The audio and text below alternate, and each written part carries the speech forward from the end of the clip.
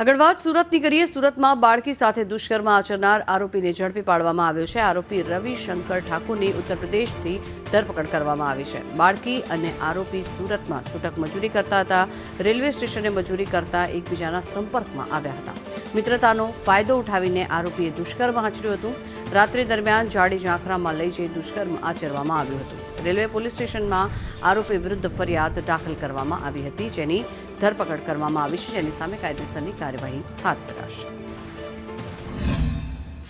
વર્ષના દીકરી છે, એમણે અહીંયા અમારા સુરત રેલવે પોલીસ સ્ટેશનમાં આવીને હકીકત જણાવેલી કે અમારે રવિશંકર કરીને એક જે છોકરો છે, એણે મને ગયા જુલાઈ મહિનાથી લઈને ઓગસ્ટ મહિના દરમિયાન મારી સાથે રેલવે સ્ટેશન પાસે જ્યાં પોસ્ટ ઓફિસ છે